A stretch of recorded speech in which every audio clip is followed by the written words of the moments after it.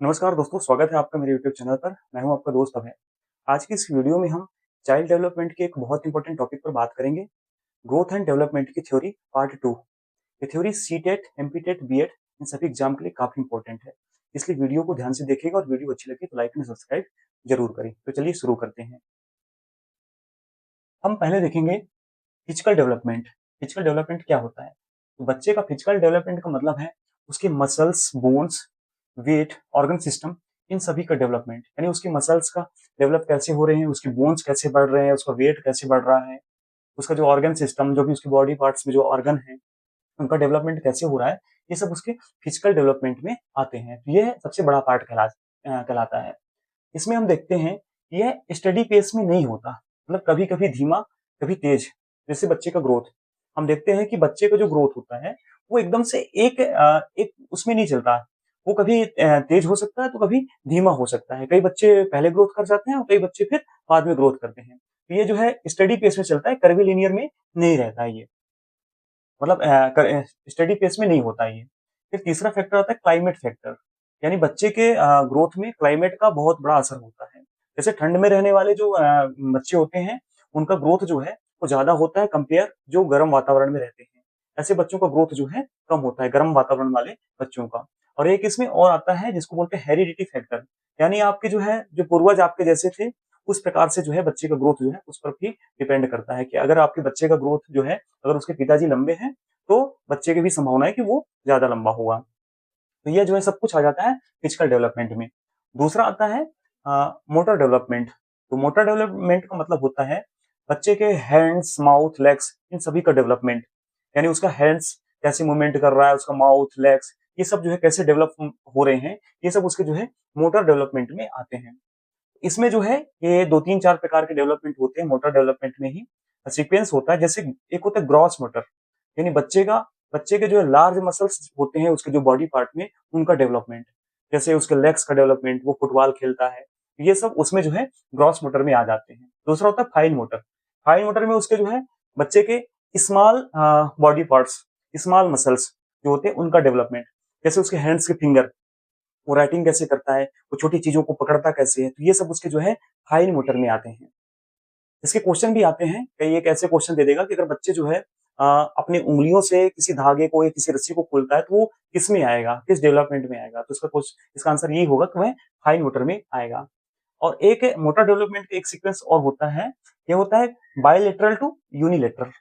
मतलब बच्चा जो होता है वो पहले किसी भी चीज को दोनों हाथ से पकड़ता है। बायलेटरल का मतलब होता है दोनों हाथ से।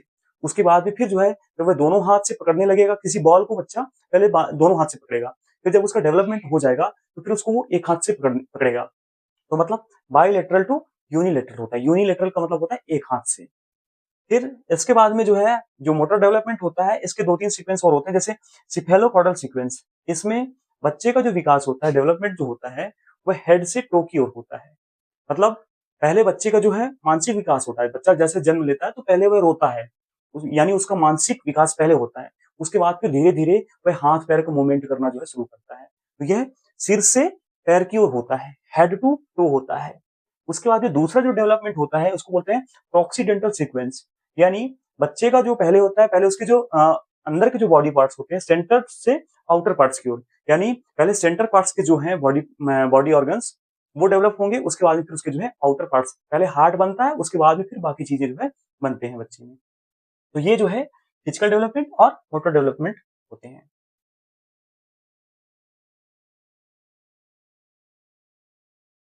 इंटेलेक्चुअल, कॉग्निटिव या मेंटल डेवलपमेंट, ये क्या होता है? इंटेलेक्चुअल, कॉग्निटिव, मेंटल डेवलपमेंट क्या होता है? इसमें क्या होता है कि सबसे पहले जो है हमारे अंदर में सोचने, समस्या समाधान और याद करने की कैपेसिटी जो है देखी जाती है कि हम कितना सोच सकते हैं चीजों के बारे में। कोई भी समस्या अगर हमारे सामने है तो उसको हम कैसे सॉल्व करेंगे, ये सब जो है इस इंटेलेक्चुअल डेवलपमेंट के अंतर्गत किया जाता है।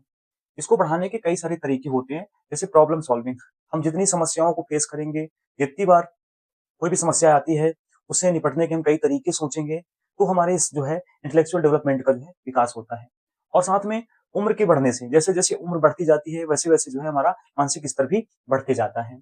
और तीसरा होता है अनुभव।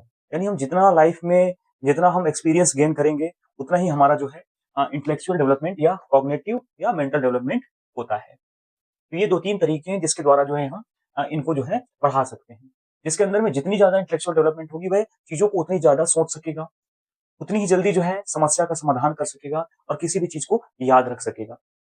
यानी बच्चा शुरुआत में जो है छोटी-छोटी चीज़ों से डर जाता है, उसको याद नहीं रख सकता है। ये सब जो है उम्र के साथ-साथ फिर जो है बढ़ते जाते हैं। इंटेलेक्चुअल डेवलपमेंट में इसकी जो थ्योरी थी उसको जो है जीन पियाजे और वाइगोट्स्की ने दिया था, जिसको हम आगे जाकर के पियाजे की थ्योरी है उसको हम पढ़ेंगे। वाइगोट्स्की और पियाजे दोनों की थ्योरी है उसको हम देखेंगे। चौथा डेवलपमेंट आता है लैंग्वेज डेवलपमेंट, यानी बच्चा कैसे बोलना सीखता है। जब बच्चा छोटा होता है तो फिर छोटे से जैसे ही वो बड़ा होता है उसके अंदर में बोलने की कैपेसिटी बढ़ जाती है, वो ज्यादा बोलने लग जाता है, उसके अंदर में ज्यादा शब्द जो है आ जाते हैं। यह भी एक तरह से कॉग्निटिव डेवलपमेंट का ही एक सब पार्ट होता है लैंग्वेज। पांचवा जो डेवलपमेंट है वह होता है मोरल डेवलपमेंट, यानी बच्चा सीखता है कि क्या सही है क्या गलत है।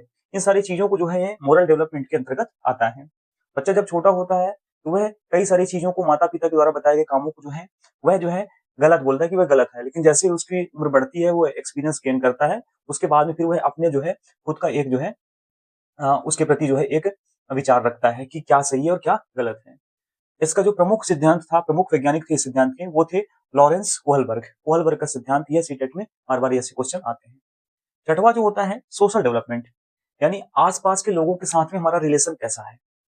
सोशल डेवलपमेंट होगा तभी होगा जब हम बाहर जाते हैं, बाहर जाकर के लोगों से इंटरेक्ट करते हैं, तो वह कहलाता है सोशल डेवलपमेंट कि हमारा सोशल डेवलपमेंट कितना हुआ है। जो जितना ज़्यादा सामाजिक रूप से जो है घुला-मिला रहेगा, लोगों से मिलता रहेगा, उसका उतना ही ज़्यादा सोशल डेवलपमेंट होता है। ये 2 प्रकार के होते हैं। प्राइमरी प्राइमरी सोशलाइजेशन, यानी आपका घर से लेकर के घर में जो वातावरण है, घर के जो लोग हैं, उनसे आप जो चीज़ें सीखे हैं, वो आपके लाइफ टाइम तक चलता है। जैसे कोई भी अपने फैमिली में कोई भी मेहमान आया, कोई भी आया, तो उसके साथ हम कैसे बिहेव करेंगे, ये पहले जो हमको घर में सिखाया जाता है। तो ये चीज़ें हमारी जो है लाइफ टाइम रहती है, तो इसको बोलते हैं प्राइमरी सोशलाइजेशन, घर से ये लाइफ टाइम चलती है। दूसरा होता है सेकेंडरी सेकेंडरी सोशलाइजेशन, यह कैसे होता है? ये आस-पास के लोगों के साथ में हम जो इंटरेक्ट करते हैं, जो बातें करते हैं, उसके द्वारा होता है। उसमें हमारे दोस्त हो सकते हैं, शिक्षक हो सकते हैं, पड़ोसी हो सकते हैं। इनके द्वारा जो है हम सीखते हैं कि समाज में कैसे रहना है, लोगों से कैसे बात करना है, बहुत सारी चीज़ें। तो ये सेकेंडरी कहलाता है, प्राइमरी होता है हमारा घर, सेकेंडरी होता है ये बाहर की चीज़ें। सातवां डेवलपमेंट जो होता है वो होता है इमोशनल डेवलपमेंट, यानी बच्चे जो अपनी फीलिंग्स को कैसे व्यक्त करते हैं, बच्चों के अंदर में इमोशंस कैसे डेवलप होते हैं, है ना? तो बच्चे अपनी फीलिंग को व्यक्त कैसे करते हैं, लोगों के सामने उसको कैसे शो करते हैं कि उनको कैसा फील हो रहा है, कैसा लग रहा है, तो ये सारी चीजें जो है इमोशनल डेवलपमेंट के अंतर्गत आती हैं। बच्चों में बड़े से ज्यादा इमोशंस होते हैं, मतलब बच्चे जब छोटे होते हैं तो छोटी-छोटी बातों पे रोना, छोटी-छोटी चीज़ों पे जो है उसको बहुत ज़्यादा रिएक्ट करना, तो ये जो है इमोशंस के द्वारा होते हैं, इमोशंस की वजह से ही होते हैं।